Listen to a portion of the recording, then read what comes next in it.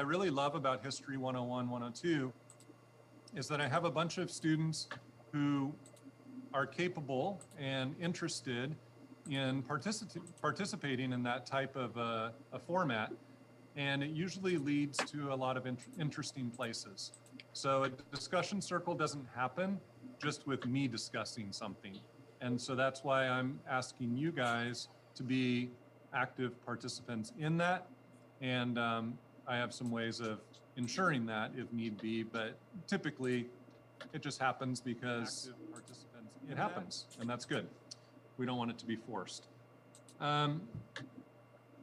If you have any questions pertaining to anything on Google Classroom, I'm always sticking around when we're done to answer those questions. Let me kind of address a couple things on the front end. First of all, if your questions were turned in after 1 o'clock today, then they'll show as late. Quiz 4. So Quiz 4 came out at 8 o'clock this morning, and this will be the pattern you'll have today and tomorrow to take that quiz. It's a 10-question quiz. It's a reading quiz. You can use your book. You can use your notes on it. And as you take that quiz, just know that it's not saved. You need to do the whole quiz at one time and submit it. Otherwise, you will lose it.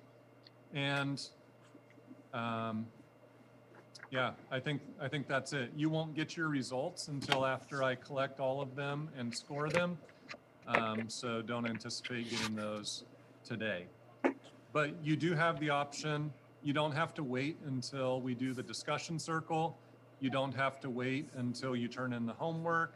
You can do those Tuesday morning if you want, or you can do them on Wednesday when you're asynchronous. So either way is fine.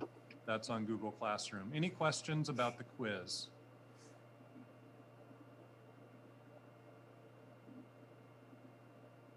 Okay. If you think of any questions, just interrupt anytime. Okay.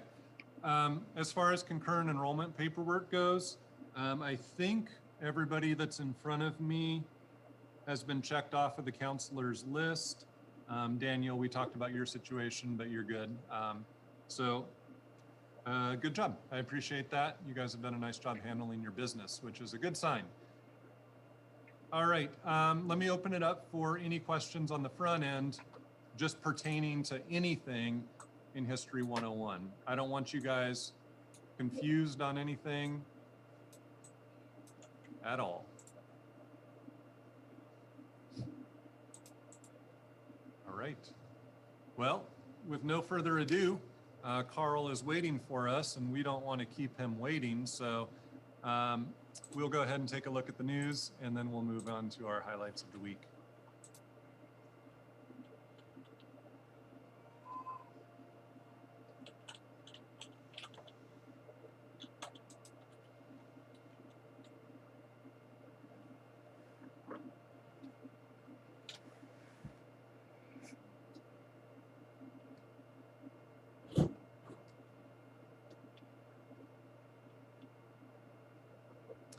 All right, and Marcus, if you'd give me a thumbs up if you can hear it once we start.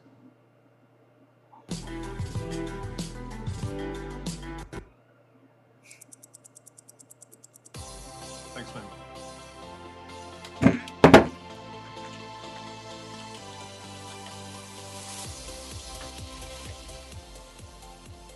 We're going to the movies today on CNN 10. How many theaters have reopened? How are they reassuring cautious moviegoers? Those are some of the questions we're exploring.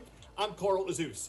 Our first story concerns Marco and Laura, not the kids who sat next to you in biology. These are the names of two storms that are currently circulating in the Gulf of Mexico, and Marco was expected to be the first to make landfall in the United States.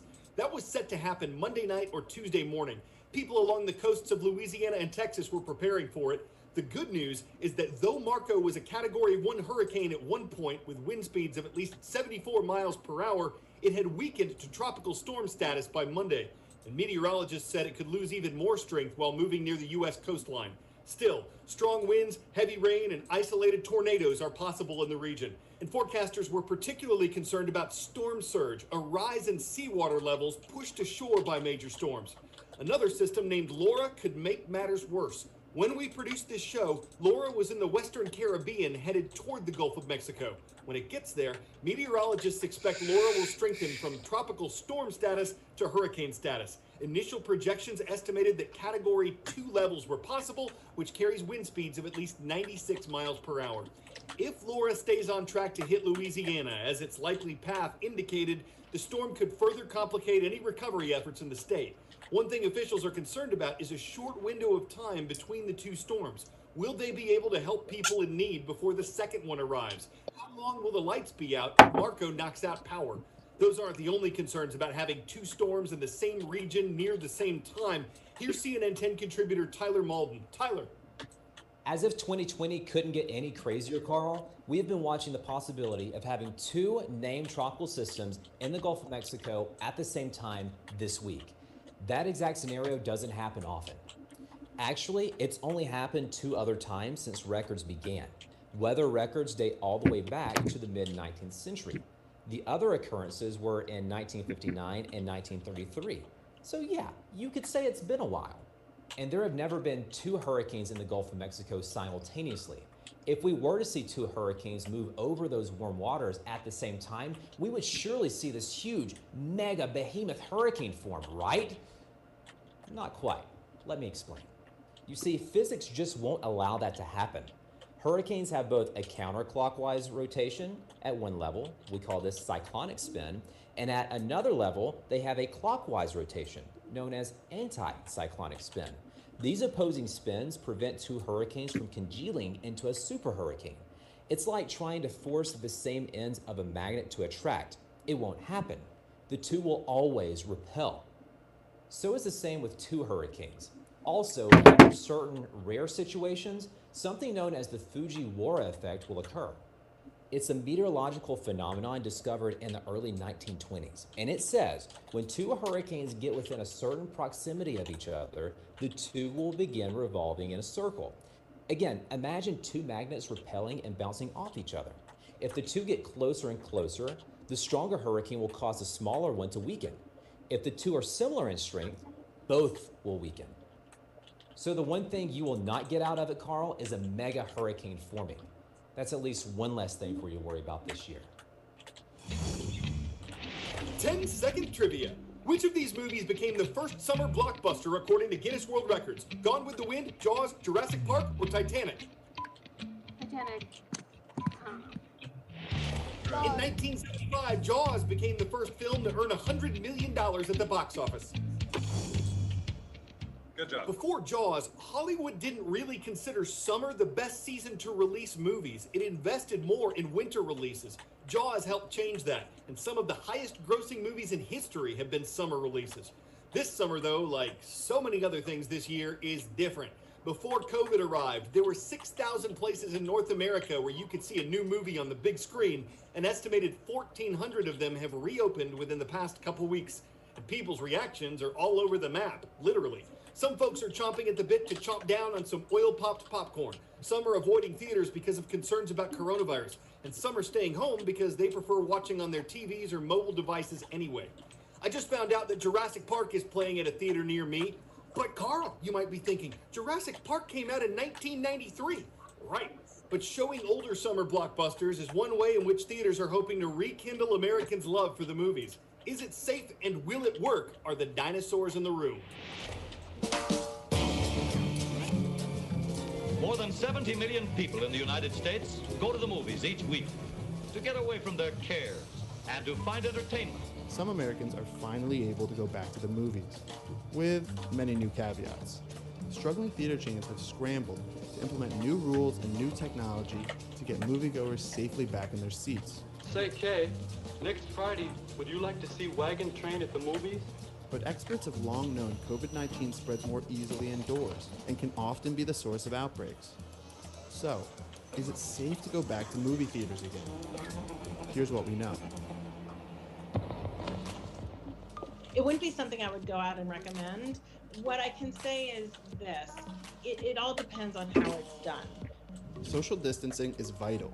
movie theaters have to abide by state and local guidelines, which often require masks. AMC, for one, is limiting all theaters' capacity to 40% or less, and in many cases, blocking every other row. But even with these measures in place, experts say to avoid movie theaters if your community has a high number of cases. How much spread is in the community is essential. If you are in Georgia at case rates of 30 per 100,000, Florida, some counties case rates of 50 per 100,000. I'm sorry, I enjoy the movies. You got no business going to the movies in those places. So first, you really need to make sure that you're not swimming in a sea of COVID before you start going to the movies. Some health experts do argue that the nature of moviegoing could potentially limit the spread of the virus, compared to, say, eating out at a restaurant. In a theater, everyone is facing the same direction, rather than each other, and they aren't talking. That could limit the spread of airborne particles from one person to another, especially if everyone is wearing a mask. But what about snacks? We can't eat popcorn and be masked. They're just simply mutually exclusive. If you are touching something and then putting popcorn in your mouth, that just is a bad idea. That could spell trouble for movie theater chains, given the high profit margin they stand to make on concessions. As for air quality, experts say air filtration is becoming increasingly important as growing evidence points to the significant role airborne particles play in spreading the virus. Theaters like AMC have said they're upgrading their system's air filters.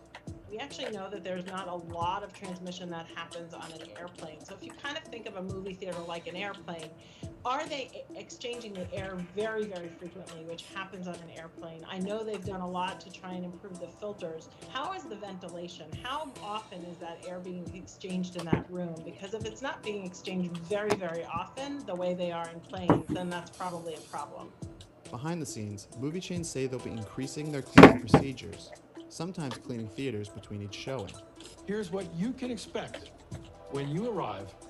But according to AMC's CEO, the cost of these additional safety measures will likely be passed on to moviegoers in the form of higher ticket or concession prices. That's a problem when movie studios are beginning to skip the theaters and release certain movies directly to consumers streaming from the safety of their own home. For theaters, the pandemic's prolonged shutdowns means some chains could be facing bankruptcy, so the stakes couldn't be higher.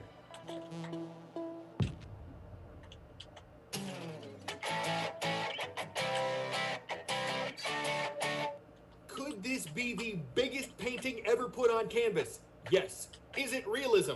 No. But it does incorporate real art from kids.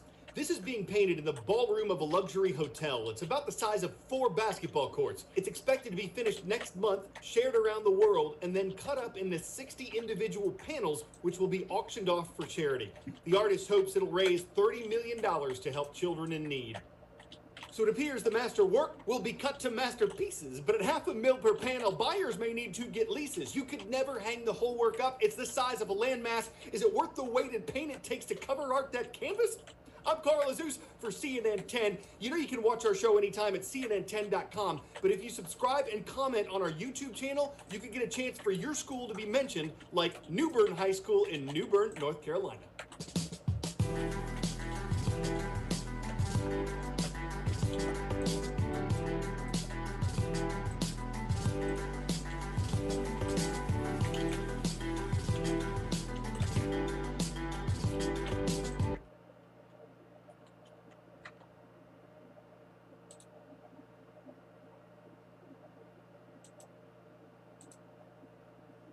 All right, before we get to our highlights, since I have the Google Classroom pulled up, let me go over a couple things. I gave you the courtesy today of the reminder. Some of you, I'm sure most of you didn't need it, but I was getting a little nervous because there were several of you who hadn't turned it in and hadn't even appeared to start. I do keep track. I look throughout the week to see kind of where you are in the process. And I'm looking for you to digest the information, not eat it all in one bite. So if you just did it this morning, for example, I know you had another class this morning, obviously, or 2 classes, but I'm not looking for that. I assign it at least a week in advance so that you can kind of take it in smaller pieces, do the reading carefully, digest the information, and not get overwhelmed by it. apply that to your situation.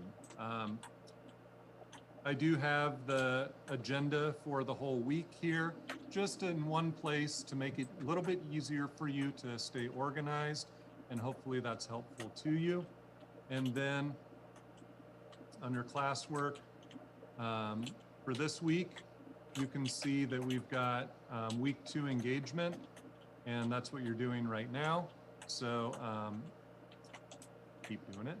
And then chapter 4 questions, of course. And I won't click on who's missing them, but that's obviously something that should already be done. And then the chapter 4 reading quiz, 6 of you have already taken it, and 26 more of you will do that between now and tomorrow afternoon. Pay attention to the time tomorrow. It's 4 o'clock, so I've extended it a half hour beyond your school day, but I have not given you until midnight, so heads up on that. And then I've posted the chapter 5 questions. Nobody has it done yet. I don't know what's wrong with you guys, but no, I just posted it so that when the time comes and you're ready to jump into the next thing, it's there for you and you don't get stalled out because of me. So everything's there. There are a few more this chapter than the one before. They always range somewhere between probably 9 questions and 12 questions. We never have more than 12. There are 12 on this one, but I eliminated one of them that you'll see, so 11. All right. Let's go ahead and go through the highlights of our week, or lowlights. And Reagan, you start us off. I'll go after you. Okay, well, the highlight of my week was going to my friend's house. And a low light was actually right before this class. I was making tea. I got honey on the floor and then I stepped on it. Oh no. Good job. Not good job with the honey, but good job sharing. All right, I'll go next. We had an eventful weekend. So my son hit a deer on Saturday night when he was coming back from the beach with a friend. He hit it just on 135, not far from Jack in the Box. And so I have to go into the body shop today when I'm done with you guys to get that worked on. We had a leak in our bathroom that we discovered, and so that's a mess, and we have a room torn apart. So yeah, it was kind of an eventful weekend, not necessarily in a good way. We did get to go to the Pismo on Saturday, so we usually try to get out to the beach once a week, at least. Marcus, what's up with you? I was just working on over the weekend, you mean? Yeah, well, or whatever. I started watching Breaking Bad and got to season 2. Nice. I do like some Breaking Bad. And Better Call Saul and El Camino. Those are all spin-offs. I like your poncho, Marcus. Thank you. But I can't see it anymore. You took it away from us. I do like a good poncho too, so. And score for Marcus today. Sophia, what's new? Hello. So a highlight is that I went to my friend's birthday party at Refugio Saturday. And a low light is yesterday when we woke up, we found one of our birds was dead. Oh. Bummer. Yeah. But good for Refugio. I love Refugio. Yeah. I've done there only once before, so it was really cool kind of actually getting to enjoy it this time. Nice. Thanks, Sophia. Josh, what's up? Which guy? Joshua. Yeah. Guzman. What's good? You hear me, right? I can hear you. Alright. So my highlight is I had dinner yesterday, and then I don't have low lights because I'm gonna take that. You can't. So I'm going to take this opportunity to teach Joshua about evidence. Because I'm going to say this at some point, I'm sure, in our discussion circle today for one of your bullet points. Give me evidence. Josh, you had dinner. Give me evidence. What did you have? Right back. All right, come back. No, I'm just kidding. I had fish and vegetables yesterday. And then I might even dig deeper and say, what kind of fish? The white one. The white one. All right. I don't know fish. We'll say tilapia. Yeah, whatever that is. Really good, and then it was halibut, maybe. All right. Thanks, man. Evan, you're up. My highlight was when I went to the beach, and my low light is when I got sand in my shoes from going to the beach, probably. I can solve that problem for you, Evan. What's that? Don't wear shoes to the beach, man. Yeah, I know. It's my mistake. Thanks, Evan. Let's go with Evan squared. Ellis. Alrighty. Low light would be totally forgetting to put sunscreen on the entire front half of my body when going to the beach all day. A highlight would be I went and rode with some buddies this morning. Rode mountain bikes at Orchid Hill. Good.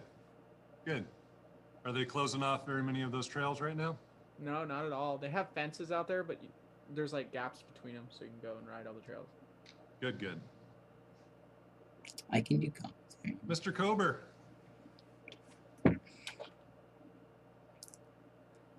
Okay, there we go. You guys can hear me, right? Okay, I'm unmuted. Alright, Great. guys. Yes. Cool. We're gonna be doing some stuff. Yeah. There wasn't many highlights. I went for a ride on Sunday too on my skateboard. The low light would have to be getting my wisdom teeth removed on Thursday. Ooh. It wasn't. I wouldn't recommend. Right. It wasn't very fun. Thanks, Daniel. Cassidy. Alright, so I didn't do much this weekend, but we helped some friends with yard work. So I guess that's kind of a highlight, and that was pretty much it. Sounds good. Thanks for sharing. Rico. So my low point was that I ran out of toothpaste, and my high point was when my mom got married over the weekend. You ran out of toothpaste? Yeah, What's this world coming to? I don't know. I mean, I got some right here. Look at that, Crest. Oh, okay, so you're good. Yeah, What flavor of Crest do you like? I like the toothpaste favorite kind. Come on, man. Evidence. I don't know. I think I like the spearmint one. You know. All right. Melania. Okay, so a couple days ago, one morning, I woke up and half of my tooth was gone, half of my front tooth was gone.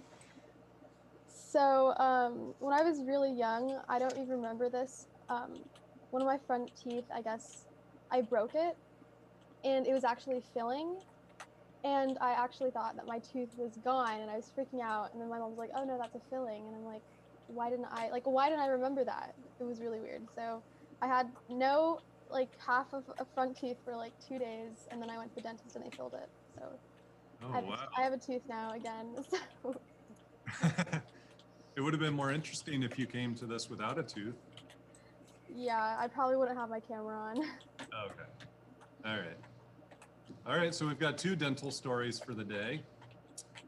Caitlin Crowley, how are your teeth?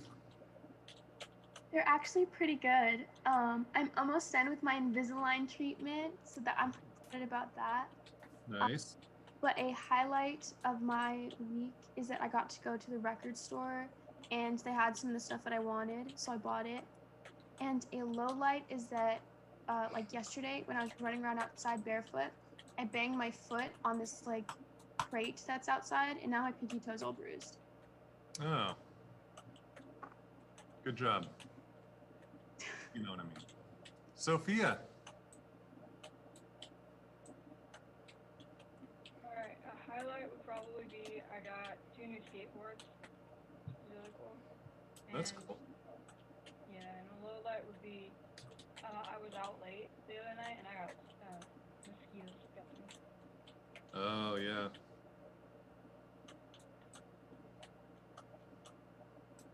Zach. My entire weekend was completely uneventful. Well, I don't care about that. I just want evidence of what you did during that uneventful weekend.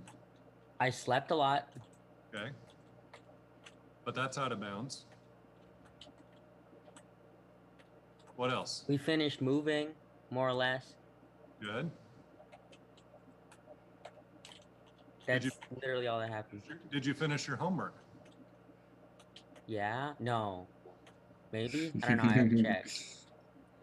Well, I can check. Do you want me to check? I have it on screen share.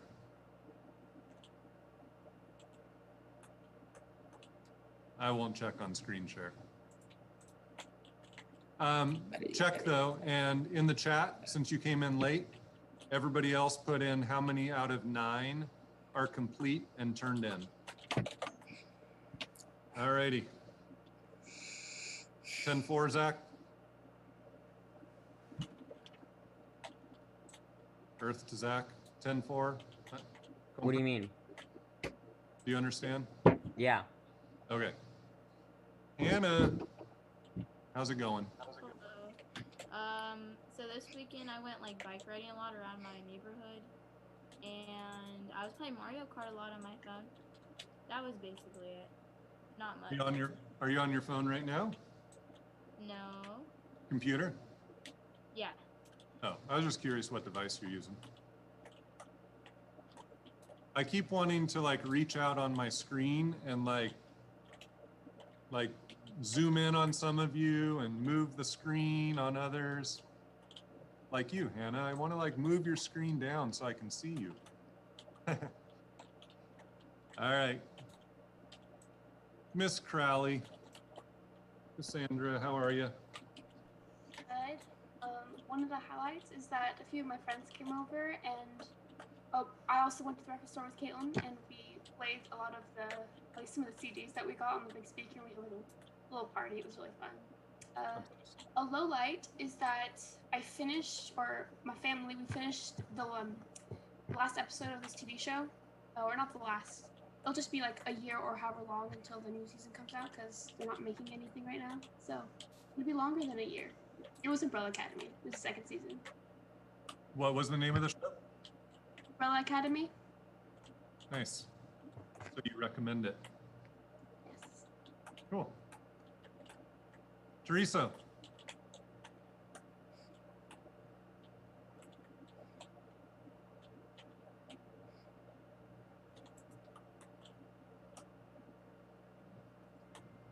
I don't think your volume's working, Teresa.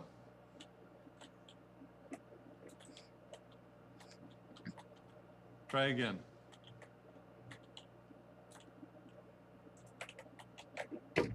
Still not working.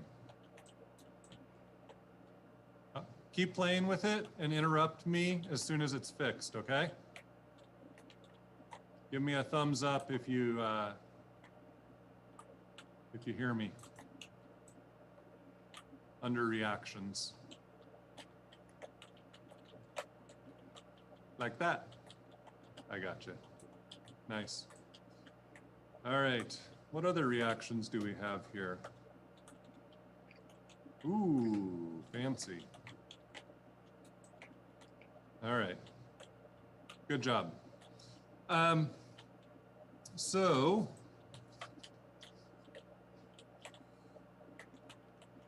as we jump into our discussion circle today,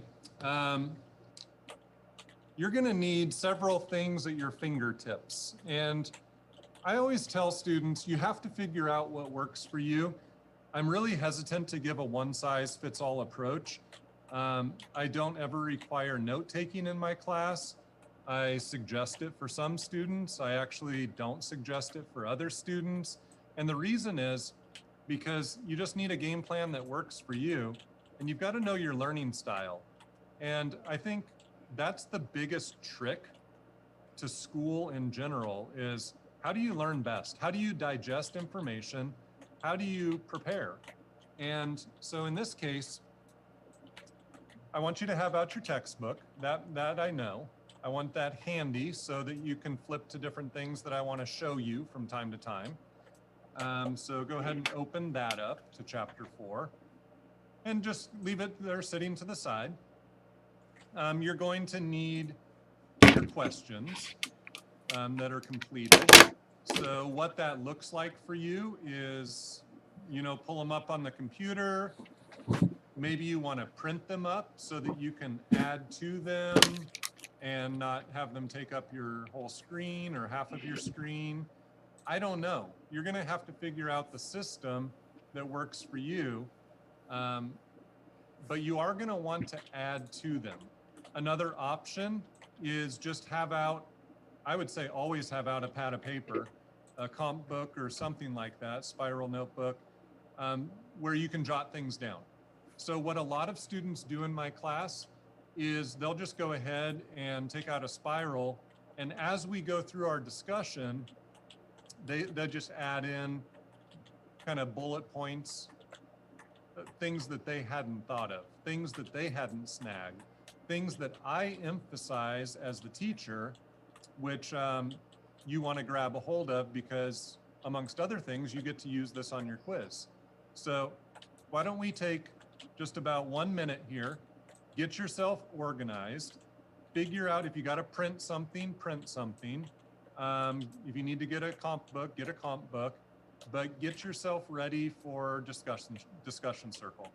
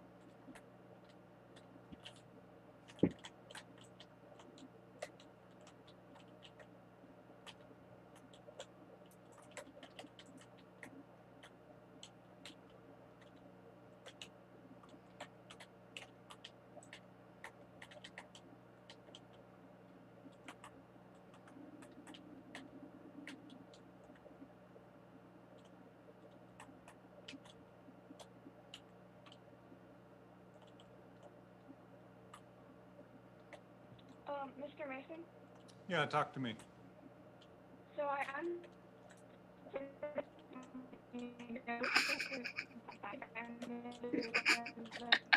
while we were doing the discussion, I'm about to do at 1, so I turned them in again, and now it says they're turned in on my screen.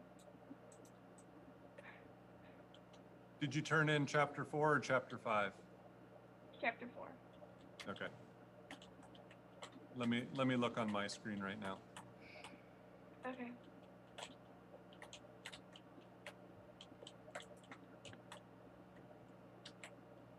Okay. So you cut out on the first part. Tell me again what you were trying to do. Because yes, they show up late on here, but I know you had them turned in before, right? Yeah, so I learned down some minutes I could edit it while we were doing our discussion. Oh, okay. Which now I know will probably not work. Yeah, so I think that it won't let you edit it when we're in the midst of discussion. Let's see what our best solution is, because we want to be able to edit. the reason why I typically have them, any, I was just gonna print them now. okay. I'll think that one through over the next few days. The reason why I have them turned in ahead of time is because I want to make sure that people are prepared for the discussion. And if I let them be turned in at the end, some people would just do them during the discussion circle and not be prepared to actually discuss. So we'll sort something out. It's easier in class. I just make you show it to me at the beginning of class. Thanks, Sophia. Appreciate the input.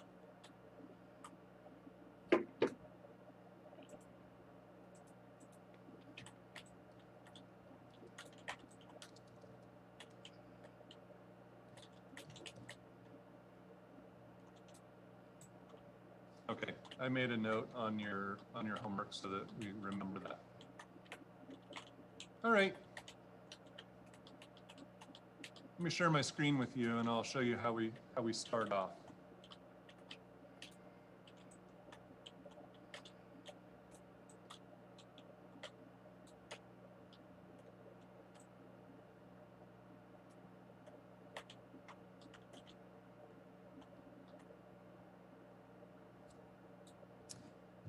First question.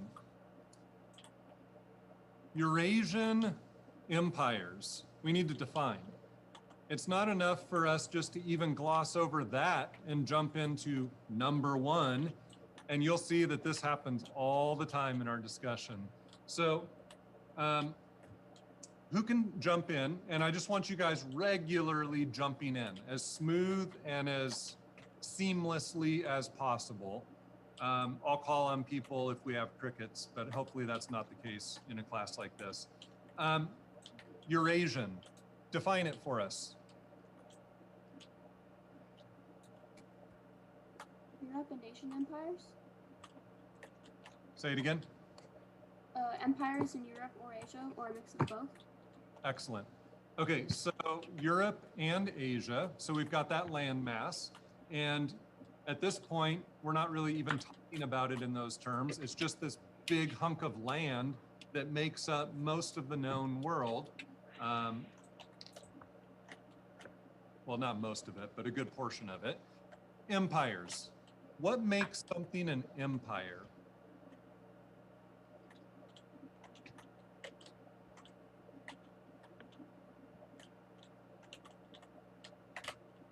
Isn't it like a land that's being ruled by like a leader? What else? Leader, and it not being a republic, and the people don't vote. It's just like the king or the emperor. Okay. What else? Maybe like a centralized sort of like government. Excellent. What else? Isn't it somewhat Consisting of like conquered, other conquered like civilization. Awesome. What else? So there we go. It's obviously pretty big. I mean, it's not going to be small. Right. What else?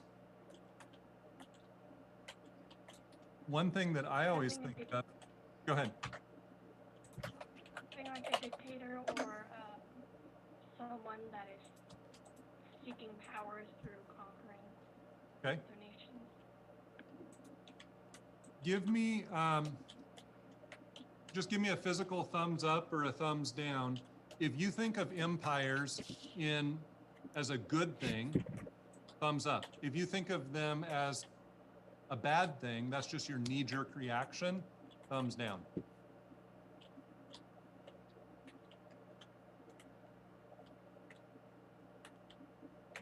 Okay. The way that I remember empires is empires are expansive. And a lot of you have mentioned something along these lines.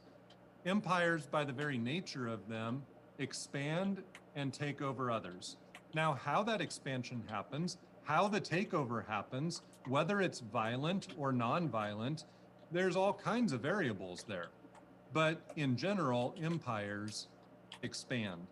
So as we jump into our discussion today, we're going to be talking about several empires.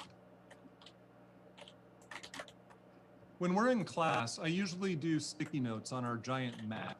As you know, I have this huge map here in my room that takes up most of the wall. And it's a great way, it's kind of a showstopper when you walk into the room because, you know, it's twice as tall as you, and it's a great way to see the world. And so we are constantly using that map. It's not the one behind me. But I wanted to try to replicate that as much as possible in our discussion, because what I do is I throw sticky notes up on it all the time. And so every week at the beginning of our discussion, I like for us to get our bearings. You know what it means to get your bearings, right? To know where you are and what's going on around you. So here on this map, every week, I will give you sticky notes, so to speak, that represent what we're talking about for the day. It'll change week to week. The first one, the Persian Empire. And I've put them on the map in the place generally where they existed so that you can get your bearings. When we talk about the Persian Empire, it's important that you know where it exists. So with Persia, we're talking about the Middle East. And prior to Persia being here, we had Mesopotamia, which was chapter 3, which we glossed over for the sake of time. But we had Mesopotamia, which was the cradle of civilization. It was the place where civilization started, okay? And Mesopotamia did a lot of interaction side by side with Egypt. Persia basically spans the area between Europe and India. And it was a big old empire that encompassed a lot of different people groups. And so in one of our questions today, we will have to address, how did the Persians treat the people that they took over? Did they treat them well? Did they give them freedom? Did they allow local leaders to rule? Did they take over harshly? There's a lot of possibilities that we'll need to discuss there. Neighboring Persia, at the same time as Persia, was Greece. Now, Greece was not so much an empire, it was a bunch of city-states that were all separate from each other. Sometimes they even fought each other, right? The Peloponnesian War is a good evidence of that. But Greece and Persia went at it. It was called the Greco-Persian Wars. And basically, Persia invaded Greece and tried to take them over, and little old Greece, little Athens, the city-state, whooped up on Persia. They beat back the Persians and kept their own land to themselves. And it wasn't a lot of land, but they kept it to themselves. We'll come back to those Greco-Persian wars in just a little bit. But embedded in that story is the Battle of Marathon, and that's where the story of the marathon being a 26.2 mile race comes from, because a dude had to run 26.2 miles to go warn his people that, uh-oh, big bad Persia is coming to get us. We better get ready. Alexander the Great.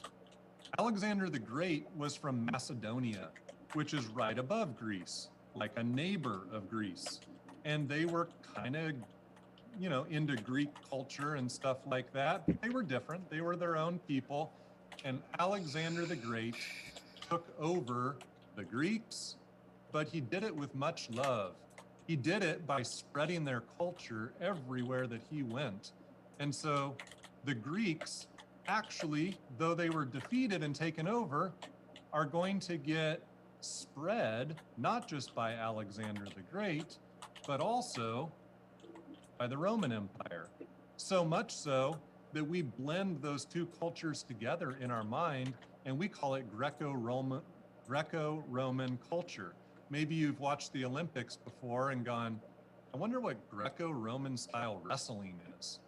Well, that's just more evidence that the Greeks and the Romans had a lot in common and their cultures blended. And Rome took over Greece. And Rome took over some of that territory that Alexander the Great had at one time. But you see, when Alex died, his big old kingdom, his big empire, got divided into 3 smaller pieces. And they were still pretty big pieces, but they couldn't keep it all one big hunk. Qin and Han dynasties. Get used to Chinese names. This is usually what throws off students in History 101. You'll get used to it though. But let me tell you that the story of China can be seen as a roller coaster. A roller coaster of empires that rise and fall over thousands and thousands of years. So let me introduce you to China. The chapter that we glossed over saw the first civilizations in China rise. And those are the Shao, Shang, and Zhou dynasties. But then China usually goes through a dip.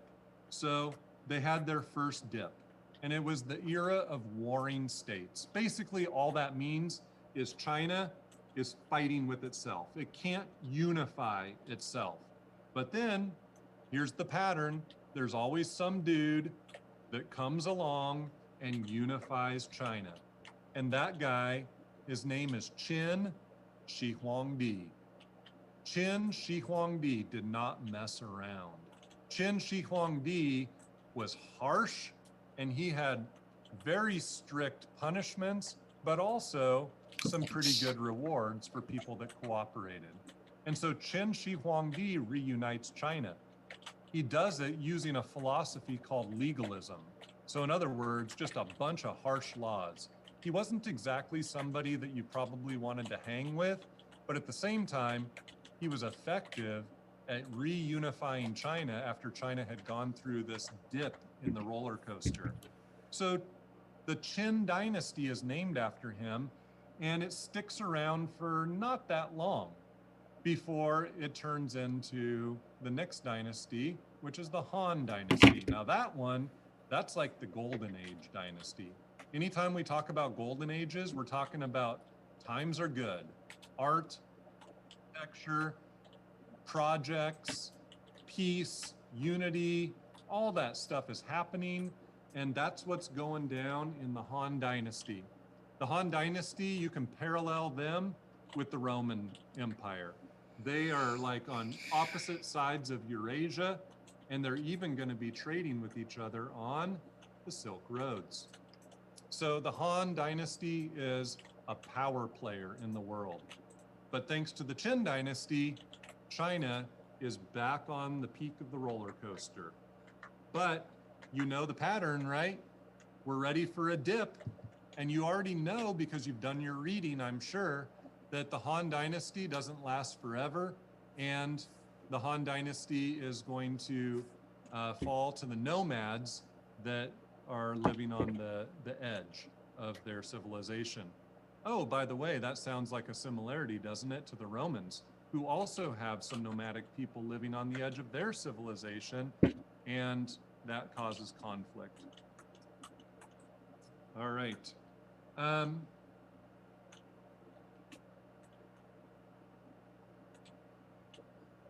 Last one, Mauryan and Gupta India. Now, take note of this right off the bat. In History 101, India will often be referred to as South Asia. So if you ever hear South Asia, I just want you in your mind to think India. So India is a unique storyline. It doesn't fit in the box nicely. India doesn't typically have empires. India doesn't typically have dynasties. Usually, India is split up into a lot of smaller pieces. And we have a question that asks us why that's the case. We'll get there in a little bit. But for now, enough to say that the Mauryan Empire existed BCE, and the Gupta Empire existed CE. So on either side of the calendar, we've got this major dynasty, which really is an anomaly for India. It's not normal. So Mauryan and Gupta India, embedded in their story is the story of Ashoka. Ashoka, a prince who, when he took over India, was super brutal and ended up kind of feeling guilty about it, converting to Buddhism, and then doing his best to, just one second, doing his best to kind of make up for it the rest of his life. And he did all kinds of projects throughout India to try to make the lives of his people better. And that was all because of his conversion to Buddhism. Questions? Those are our sticky notes for today, so to speak. What questions do you guys have? What's the deal with the like the Aryans? Because like those were the people that like were there at the beginning of like all of India's civilization and stuff. But weren't they like the like ethnicity that like Nazi Germany prized? Yeah, good question. So with the Aryans in India, Hitler actually used that term to refer to light-skinned people during his time period, but he wasn't the first to use the term Aryan.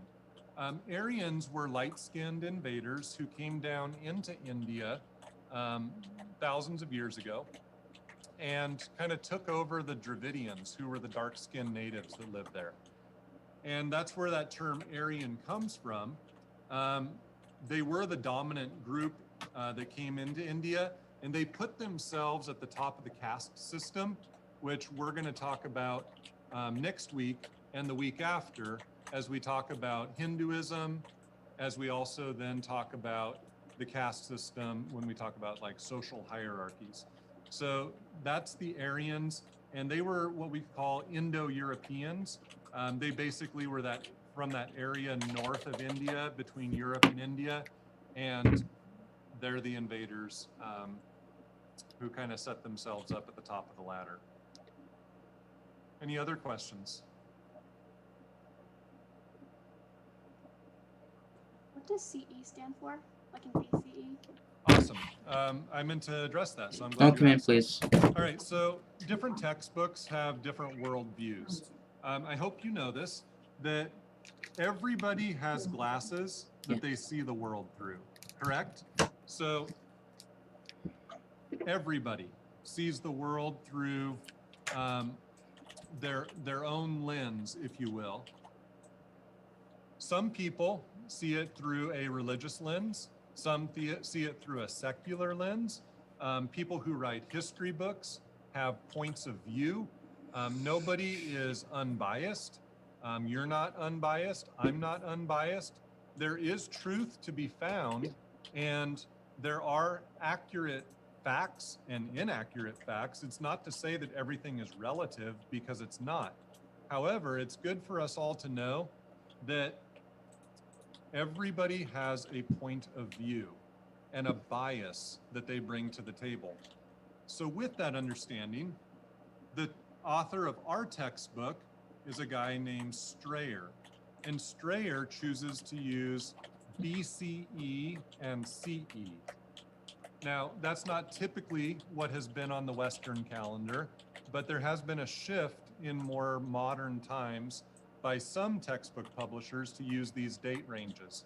CE refers to Common Era, and BCE refers to Before Common Era. Now, it's the same thing as before Christ and AD. The calendar that we use is based on the life of Jesus, right? So 0, which doesn't exist on the calendar, it goes from 1 to 1, but right on the middle of our calendar, the hinge point between AD and BC is the life of Jesus. And so the Western calendar uses that. Not everybody uses that calendar, but we do. However, some modern historians have tried to erase kind of the religious significance of that by using BCE and CE. I don't really care what you use, because it all refers to the same thing, as long as we know, that all of these places that are on the map that I just showed you, they are all starting at least BCE, and some of them carry over into CE, meaning that Jesus was on this earth around the time that the Roman Empire was becoming a thing, around the time that the Han Dynasty was at its peak, and stuff like that. So anyway, hope that answers your question. What other questions do you guys have? Does that mean that the bridge between BCE or BC and CE or AD, does that mean that was 30 years? So usually it's based on loosely the birth of Christ. His death would have happened around probably 32 or 33 33 AD, AD. which is weird, right? Because Yeah, it's not. He didn't die 32 years after his death. That's Right. Kind of a paradox. Right. But typically, when you look at a modern calendar, that'll be where they show his death. Good to know. Thank you. Yeah, which, by the way, is a well-documented, obviously, event. There are other controversies surrounding Jesus, but as far as his actual existence as a real dude and dying a real death on the cross, that part is that's all undisputed, pretty much. The disputed part comes with the resurrection, but we'll get there in a couple chapters. Other questions? So you guys are already nailing this discussion thing. Good job. They had like quotes from like some of the like emperors and stuff, like what their opinions were on things. Why don't we have any of that stuff for Jesus? Like we have a Bible, but it wasn't written by Jesus, or does it have any quotes by Jesus in it? It does. It has actually a bunch of quotes by him. And they're like, sorry, what? Some Bibles even put his quotes in red letters, just to be able to pick them out more easily. And the Bible was written by a whole collection of authors, eyewitnesses, and so forth. And yeah, there are tons and tons of quotes in the Gospels, particularly from him. All right, I'm going to jump us into some of our questions, and we will take all kinds of rabbit trails along the way. So let me start us off. Number one asks you, how did Persian and Greek civilizations differ in their political organization and values? And by political organization, we mean their government. That's what we mean. Whenever we talk politics, we're talking government. So kind of get used to some of this jargon that gets thrown around in history books. So what do you think about number one? Somebody jump in and get us started. Persia was a monarchy. Cool. You're good. I was like, okay. There was like the king of all kings. He was super powerful. They were much more united, though the rulers, I remember reading that they had lots of diversity, but they let everyone kind of speak their own language and have their own religion. I think, yeah. Greece was, I think, a republic or a democracy. Democracy. Lots of like people could vote. There's leaders, and there's like small leaders, and then there was the main, all making decisions together kind of deal, not just the one main person. Good. Build on that. Somebody. The Greeks were a little more split up too. Like they had, like they were called city-states, and a lot of those city-states also fought, and they definitely weren't as united as the Persian Empire. A city-state is what it sounds like. It's a city that acts like a state. It's a city that is kind of in control of itself. So Athens and Sparta, being the two most significant city-states, show us that Greece didn't have that one dude at the top, like you guys were saying. They had something that was really revolutionary and groundbreaking. And really, for the rest of human history, even till this day, the whole idea of a straight-up democracy, a direct democracy, meaning a direct vote from the people, in that case, it was male citizens, but the fact that they all had a direct vote in what happened in their society was crazy, is crazy, because nobody does that. I mean, we probably come the closest because we built on the Greeks, but even still, we're way too big to have a direct democracy. We have a republic where we elect representatives. What else do you have on number one?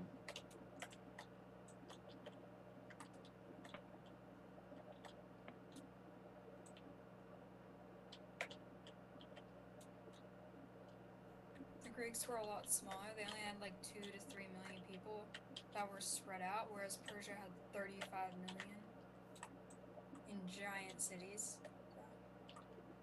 And that presents quite a problem, doesn't it? Because if you have 35 million or any massive amount of land, how do you rule it? And the Persians came up with a bureaucracy, a really smart way of organizing their government. And I think the most ingenious part of what they did is allowing the local leaders to continue to rule over the local areas.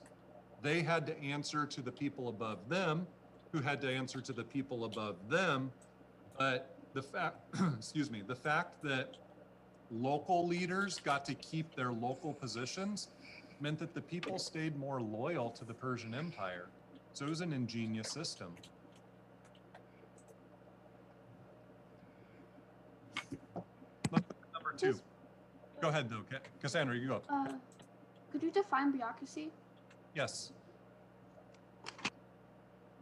A system of government. So let's throw out some ideas on what are some different systems of our government. Like, how is our government organized? Or how is any government organized so that it's efficient? Well, the U.S. government, isn't it divided into like 3 branches? The executive, I don't know. This is like judicial and legislative. Yeah. Sorry, I haven't had to say those words in a few years. But yeah, isn't that how the U.S. would be organized in very vague terms? That's absolutely part of it. Yes. All right. For the sake of time, let me just kind of briefly say that, so you have that type of structure. You have whether, you know, like you have governors or whether you have presidents or emperors or all of that type of leadership. You have whether people vote or don't vote. You have laws, all of that, all your regulations and so forth are part of the bureaucracy. So typically, people in America get frustrated by bureaucracy because they call it red tape. And it's like, oh, I want to build a house, but I have to go through all of these regulations and planning phases and fees, and it can become frustrating. And so we say, we're tired of the red tape. We're tired of the bureaucracy. But at the same time, if you have no system, then you have chaos and you have a society that crumbles on itself. So bureaucracy in history is typically seen as a good thing, even though for us, it might be a frustrating thing at times. All right, let's go to number 2. So why did semi-democratic governments, and they call them semi-democratic because remember it's male citizens. Why did semi-democratic governments emerge in some of the Greek city-states? How could that happen? People started being able to afford money for armor and weapons so they could join the military. And then if you join the military, you're a citizen who can vote, and more people wanted to have like a say in the government, so they did that. Good. There were also leaders like Solon that began to kind of push, their city-states, which in his case to a more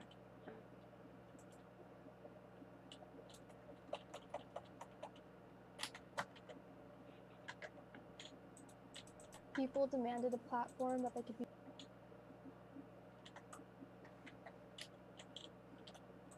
What else?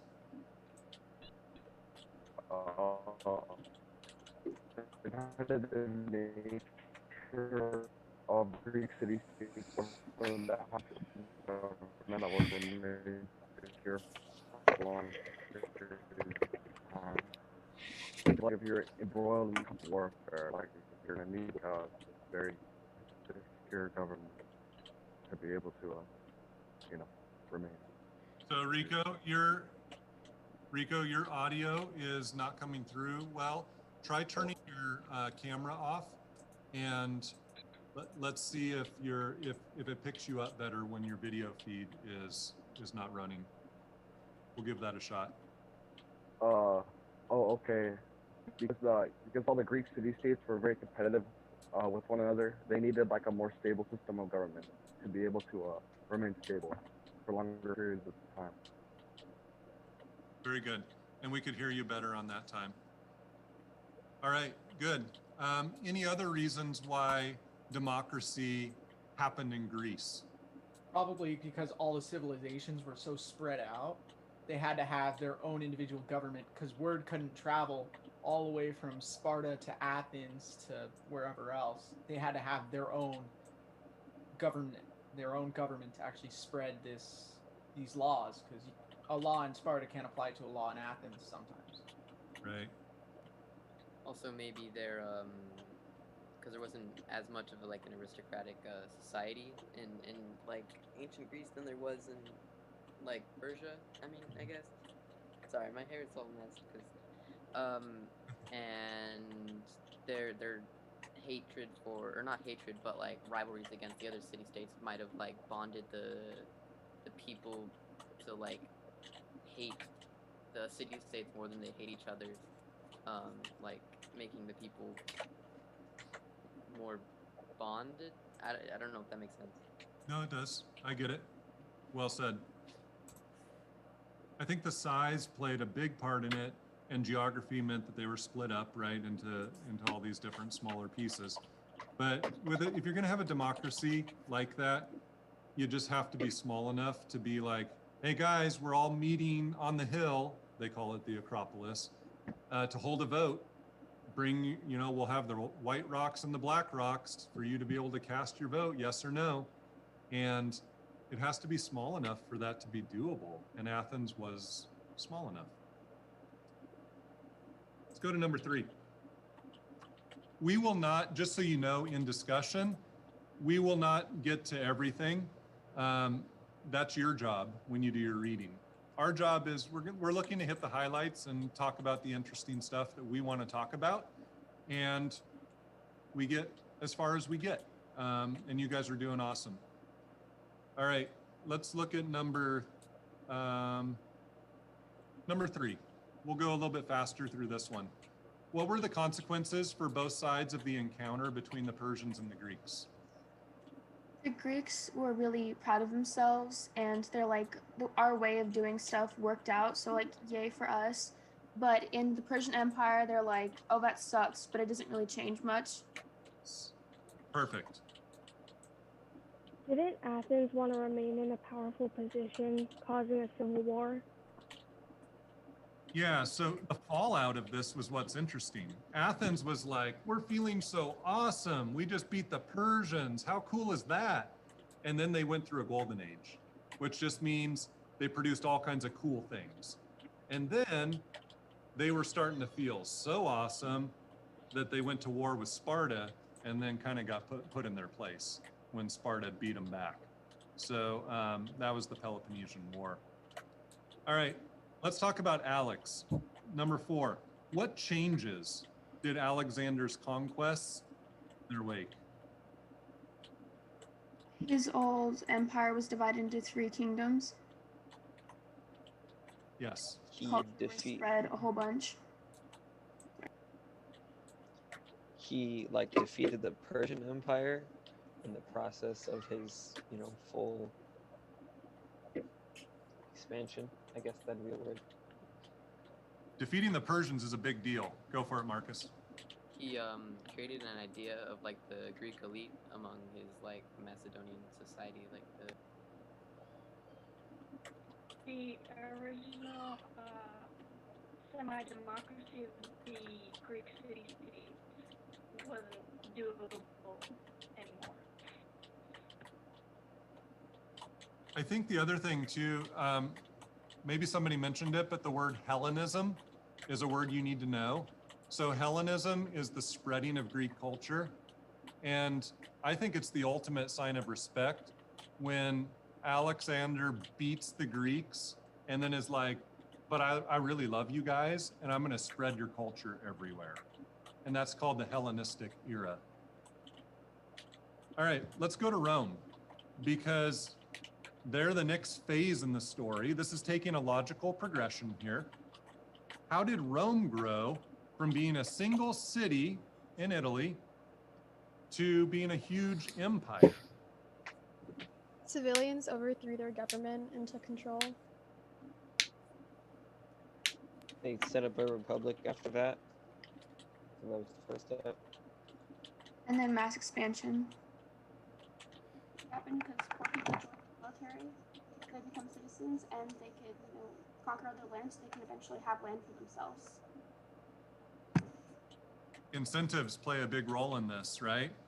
Just like the Greeks had their incentives for serving in the military, so did the Romans, and they got a lot of the plunder. There's a quote, and it reads, "There was no shortage of motivation for the creation of the Roman Empire." So it just kept going. That's excellent.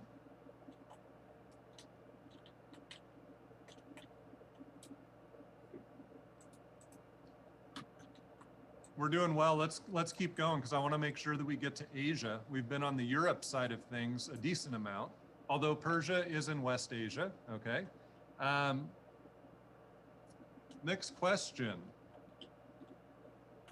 How and why did the making of the Chinese Empire differ from that of the Roman Empire? I like this question. The making of the Chinese Empire took like 10 years, while the Roman Empire took around 500. Yes. Trying to rebuild off of an old government rather than create a whole new one. Good.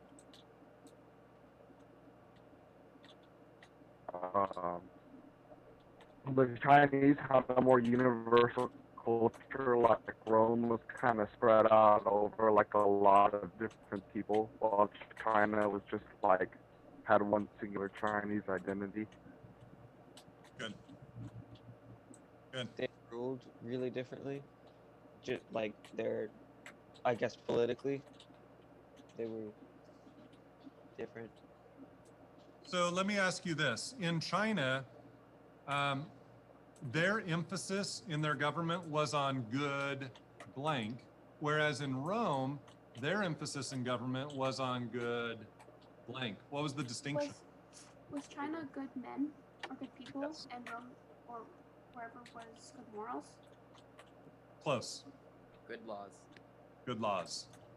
So we're going to dig into this more next week when we talk about religion and philosophy.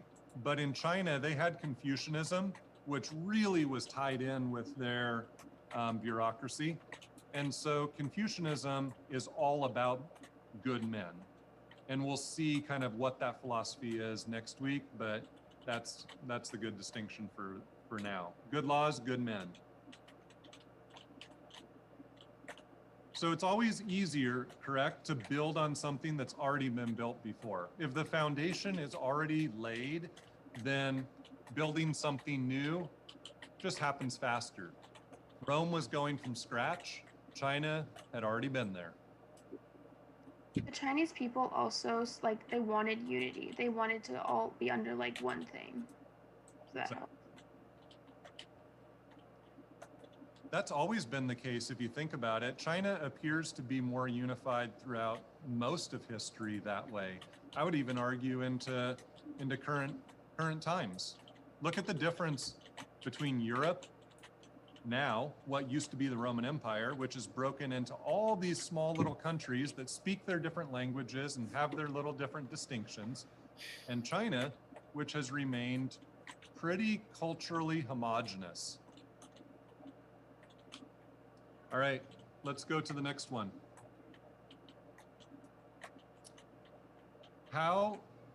Let's see, we're on number 7, I believe.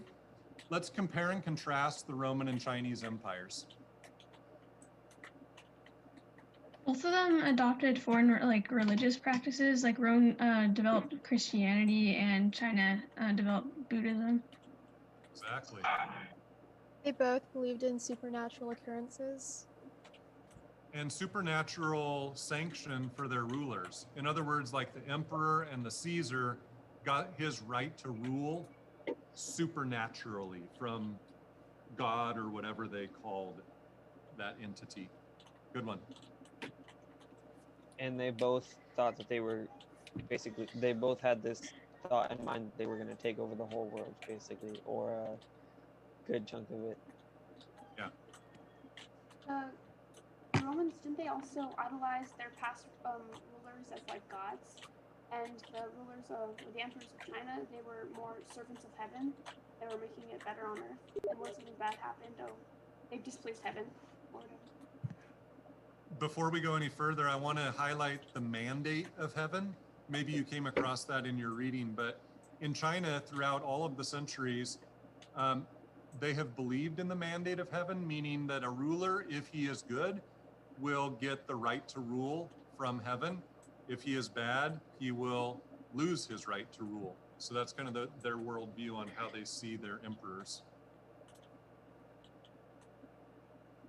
What else? In the Roman Empire, there was a distinct difference between like all of everyone, and then in China, everyone was just Chinese. Even people that like kind of they conquered, they just assumed Chinese identity. Exactly.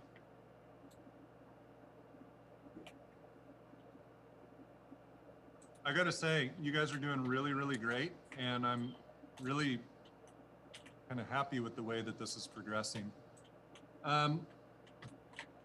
Let's look at number 8. Normally we would dig into these with a little more depth, but that's okay. We're hitting the high points, which is good. How did the collapse of empire play out differently in the Roman world and in China? Collapse. In the Roman world, it started collapsing over time, kind of years. And when it did finally collapse, they never unified again. But in China, they collapsed, then I think they were unified. They're still more unified even today. Yeah. Good. When the Roman Empire collapsed, like the western part collapsed first, and then like the eastern did like 1,000 years later, or the Byzantine Empire. Yes. Here's the thing we got to make sure that we get. The Roman Empire did not fully collapse. We always talk about it collapsing in 476. That's the date. You look it up. When did the fall of Rome happen? 476. Yes, Rome fell, but the Roman Empire continued, and those people saw themselves as Roman. The Byzantine Empire will not get taken over by the Ottoman Empire for another 1,000 years. That'll be the 1400s when that finally happens.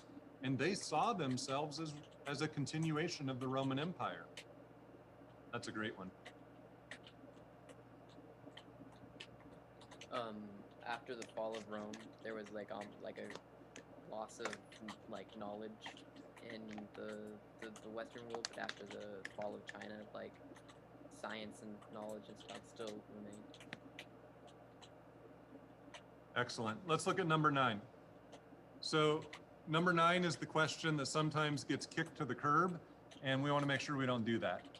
Why were centralized empires so much less prominent in India than in China? There were way too many different types of people in a way like too big of a land to have one leader. Also, they had specific leaders who, one of their ideals was that there's no more world to conquer, and a thing that really helps empires conquer worlds is when they're all unified, because like they're more powerful. So it wasn't really necessary for them to even be unified. Good. There were, sorry. We're good. You go down. Okay. They were constantly, not constantly, but they were getting frequent invasions from areas in Central Asia that were breaking down some of the larger states that would have been great to like start an empire, like the.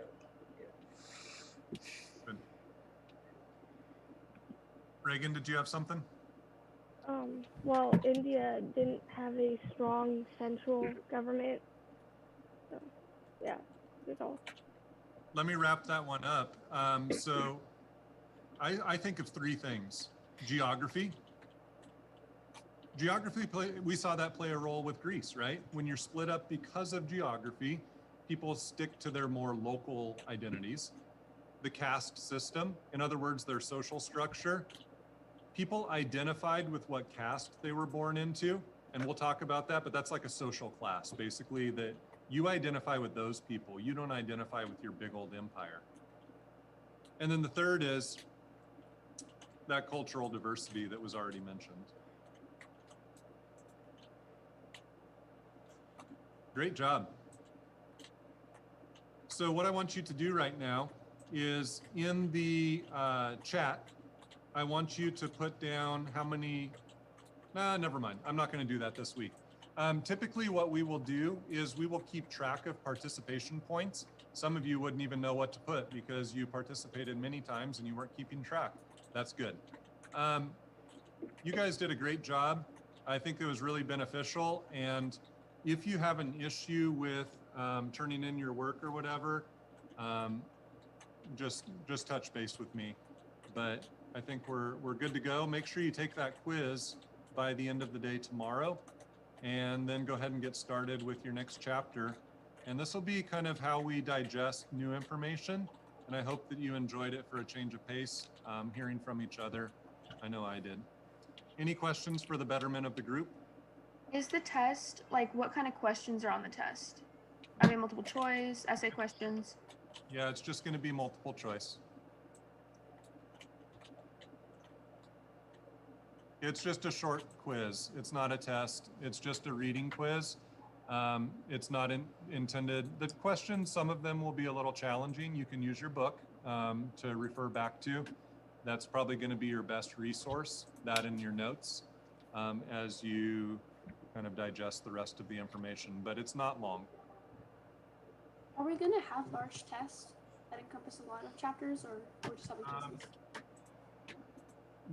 I mean, typically I'll have one at the end of different units. I usually do like a terms test because I don't like to do